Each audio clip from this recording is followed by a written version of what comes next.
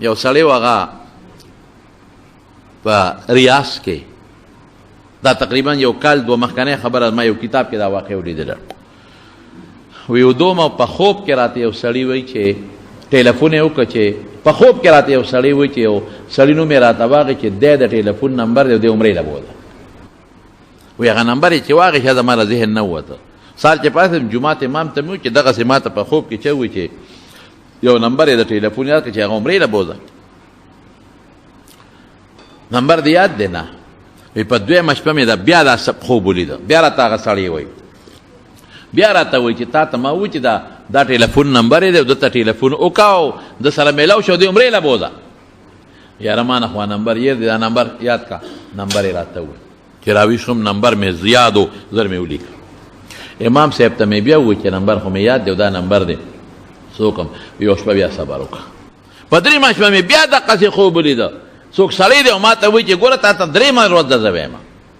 او دا نمبر یې دی، او فورا دا سړي ته ټلیفون وکړه، عمرې لی بوځه.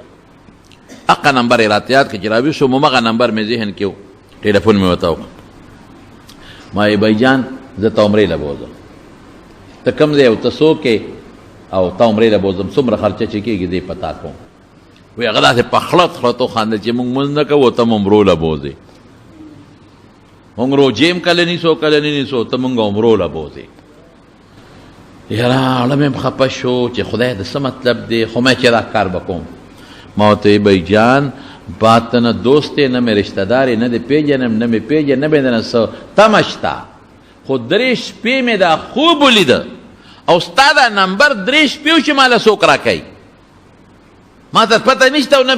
یارېږم چې تا باندې به د ما څه روزګار او کاروبار راشي یا حاجت به مې در باندې راشي. خو ما دا 3 شپه را وایي چې دا مې وایي. هغه راته وایي چې ښه د پلانکي ځای کې اوسېږم، ته راځې که زه درته ملاقات وکړو. لاړم ملاقات مې ورسره وایي. سړي خندل چې عجیبه دا ده چې زما خو خفه کېږم دلته هلته ویم زه خو شراب هم څکم، زه خو مونځ هم نه کوم، دا څه مسله ده؟ ما چې بس دا نمبر ستا دی او زه دې بوځم. وی دا ډېره ښه ده چې بوځې، پښتانه وایي مفت شراب قاضي هم څکلي. دی وی عمرې له مې بوتلم. وی چې بو مې ته احرام یې وتړه، طواف مې پرې وکړ. وی چې طواف کې تاویږي نو دا سړي باندې اثر وشو، ډېر ښه طواف یې وکړ چې بیا سایه کوي صفا مروه په منځ کې، ډېر ښه اطمینان سره سایه وکړه. بیا چې کله د عمرې نه فارغ شو مونږ واپس ځو، خو ده ما ته وایي چې ګوره ما به خپل کور ته واپس را رسېږي نه، په لار به مې نه پرېږدې، یوازې زه تنګېږم.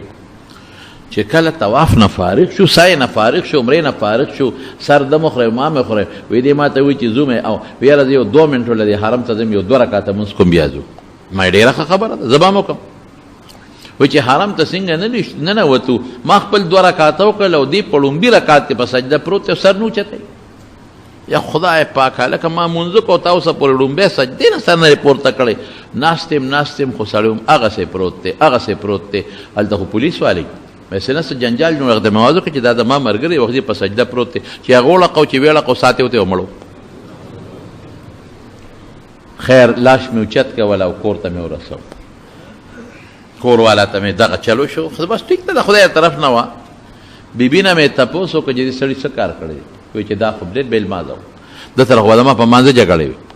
دا خو ډېر روژه خور و، زما به ورسره په روژه جګړو چې روژه نیسه، دا خو ډېر شرابي ما ورته ظالمه خدای نه منې، الله به درنه تپوس کوي شراب څکې، دا خو ډېر شرابي و. نه څه کړي دي یاره، یو عمل یې کړی دی.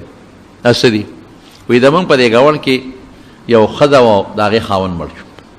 ډېر عجزانان غریبانان. نو چې خاوند به څه مزدوري کوله، څه نوړی روټۍ به یې راوړله، ډېر عجزانان و، په هغې به د بچو ګزاره کېدله. یو سړی مړ شو، چې مړ شو نو خلک دې مړو له روټۍ راوړي. دا مې دې پورې وي چې په مړو مه دې راکېږئ، چې کم کور کې مړ شي په خپله وله روټۍ یوسئ. هغه غریبانان په غم کې پراته دي، د جمعه او د څلوېښتې او د درېیمه ده او د دنیا د سهار نه 8 بجې ناست یو تر ماسپښینه پورې په دیرۍ په 10-12 دیګو کار نه کېږي. هغه غریب د ښځې کالي خرڅ کړي، یا ولا څاروي خرڅ کړي، یا ولا ځمکه خرڅ کړي، ولې دا خلک راته ناست دي رانه. نه دا به بالکل نه کوې. ګوره دا زما ومنې، دا خبره ته د حقیقت کومه. په درېیمه کې یا په جمعه کې مړي دومره قسم په خدای خلکو د ګران شي چې دا مونږ ته خلک دا ځکه چې مونږ ته خلک شکایت کوي. مخکې ورځو کې مراته چا وایي چې مهرباني لږ په تقریر کې دا ووایه، مونږ خو بېخ ووته بېخه مو وت خلک راشي بس په درېیمه دیرۍ مونږ خو یو دیګروجې نه شو پخولی او په بلا شی را باندې دیرۍ څه ورسره وکړو، بېشاړلی هم نه شو. یا په جمعه کې راکړه خپل او پردي ټول پراته لکه خو راوړې ولا کنه. خیر زما رونو خبره مې دې پورې کوله چې وی دا صرف یو کار دی چې دلته هغه سړی مړ شو ښځه کونډه پاتې شو ماشومان بچي پاتې شو نو خلکو 3 ورځو پورې روټۍ ولې یوړه یو ویله د هغه ښځې غریبې مزدوري خو بنده شو ځکه خاون مړ شو ښځې خو بار مزدوري کولی نه شوه 3 ورځې خو ښځې او بچي خوراک وکړه بس څلورمه ورځ څه نشته چې نشته نو هغه ښځې په لوښو کې څه د خلکو نه هغه 3 ورځې چې څه پاتې ماتې وو هغه یې ګرم کړل په بچو باندې وخوړل څلورمه ورځ هم تېره شوه په 5مه ورځ بیا څه نشته خلکو هم روټۍ بنده کړه مزدوري هم نشته دې ښځې کور کې څه کباړ مباړ وغیره غونډ کړه وغیره خرڅ کړه کباړ مباړ په هغې څه واخېستل بچو خوړل ورځ به په هغې ګزاره وشوه بیا څه نشته کور کې چې کوم زیاتي لوښي موښي وغیره خرڅ کړل هغې په بچو خوړل بیا څه نشته خیر دا ښځه لاړه یو دوکاندار له په پرده کې دوکاندار ته وایي چې یاره زه راغلی م ما له لږ قرض وړه راکړه او بچي راته نار دي نن 2مه 3مه ورځ ده جاړي راته ماشومان د لوګین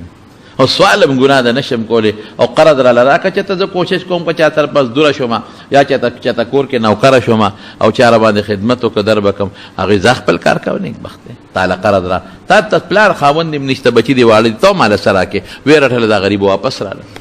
اوس دا موږې ده زامن هم اوږي دي ماشومان بچي هم اوږي دي دې کې مشر زوی دا 7 کالو نه جوړه شو دا لوګې د لاسه غریب نه جوړه مور ورته سر ته ناسته ده آها خدای د داسې حال نه مو ساتي او مور ولا په سر باندې زور کوي د هغه غریب تبه ده او د لوګې د لاسه تبه ده او جاړې چغې وایي مورې خېټه مې خوږېږي مورې دړ مې دی مورې د ما خېټه خوږېږي مور ورته سر ته ناسته ده په سر زور کوي او ماشومه خورې ده د 5 کالو یا 5 کالو غالبا هغه ولا او نور ماشومان خواړه دي اوبه راوړي کله په سر اچوي او د بیجان له کله په خپو اچوي چې د ما رور به جوړ شي ناستی مورې څه نشته چې د خولې کې ور واچومه بچي اوبه شته بل څه نشته اوبه شته را واخله بل څه دي دا ماشومه خورې څه وایي دې مور ته وایي مورې دا بیجان به مې کله مري زما دا رور به کله مري بچي دا دې څه ووایي وی نه که نه مونږ خو د لوږې مړه شو که دې مړ شي او 3 ورځې خو به بیا خلک ډوډۍ راوړي ګزاره به وشي که نه آها ګران کار دی دا ماشوم دا مورې پاسېده او خدای ته ودرېده یا الله ازمایش کې پرته یم خدایه ته په خپل کار ښه پوهېږې موږ نه پوهېږو الله دې سره څه وکړم د دې ماشوم او دې بچو سره څه وکړم دې ښځې دا فریاد کړی دی او دې خواته زما دا خاون دا چې کوم خاون زما شرابي و منځ به یې نه کو روجې به یې نه نیولې وایي ما ته وایي چې ښځې یو خبره مې را یاده شوه دقه ټیم دی بیا چې وروستو معلومات وکړه یا ښځې یو خبره مې یاده او د مونږ ګاونډ کې سړی چې مړو ښځه بچي بیا څه کوي او خو به د لوږې مړه شوي هله شابه دا ډوډۍ راکړه خوراک راکړه په منډه یوړه ښځې که ماشومان ولې یوړه او په هغې باندې وخوړه ماشوم باندې مو خوړه په هغه خویندې مو وله وخوړه په هغه ماشومان رونو مو په هغه ښځې او دې ډیوټي مقرر کړه چې سار او ماښام چې ډوډۍ پخی د دین پخوه زه به غرمه سار ناشته غرمه روټۍ او ماښام روټۍ که ځینې ته به برقه په سره وړی به دقه یو کار یې کړی دی بلې اسم نه دی کړی رب العالمین ورسره څه چل وکړه خدای پاک خاتمه بالایمان او د طواف او الله والا بل سړي ته به عمرې لی بوځه او خدای پاک په طواف مکړه بیت الله عمره مکړه په حج بیت الله په حرم کې دنه ته په سجده کې سو وستله رسول الله مبارک فرمایي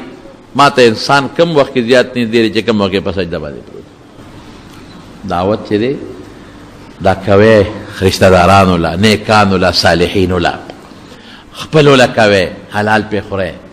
او بے دعوت مزه او په مړو مده راکېږي د دینه لګیو پټي احتیاط کوي او ځان ساتي او که یو سړی داسې وي چې هغه دعوت پریزي نشیتلی یا مشکلاتي وسره کورته ولې اوسه ماما دې دی تره دې دی ترور دې دا غریبانان دي یا بل څوک دي وایي ها دعوه نقد ول مولانا شرف علي تانوي رحمت الله علیه دا مې د شیخ صاحب نه اورېدلي وو شیخ زنجان شهید رحمت الله علیه نه او مولانا شرف علي صاحب په کتاب کې مې ولیدل وایي 3 قسمه دعوت ته 3 قسمه یو دا دعوت ته چې ته دعوت وکړې او څوک راوغواړئ او کور پہ روٹے اخرے وی دا ادنا دعوت تے وی دا کچے چی سوک دے چالے سوک دے راو غختل نو ادے موکڑو او زان دے موکڑو خدا بچی دے موکڑو وی دویم متوسط دعوت تے ادا دی چی کور پوخ کے میلمل کور تے یو سے که د پرېږده څه به یې کړومه نو یې ښځه بچي دې مو کړول ځان هم خو میلمه د کړو نه بچ که بل میلمه به یې مخوري کور ښځه بچي به یې مو سره وخوري په هغې به ډېر خوشحاله شي او اعلی دعوت دا دی چې نغدې وله ورکړه ښځه بچي دې هم د کړو نه خلاص کړه په نغدو هغه خوښه ده که جامې پې ځان لالي که ډوډۍ خوري که چرګ خوري او که پیتي خوري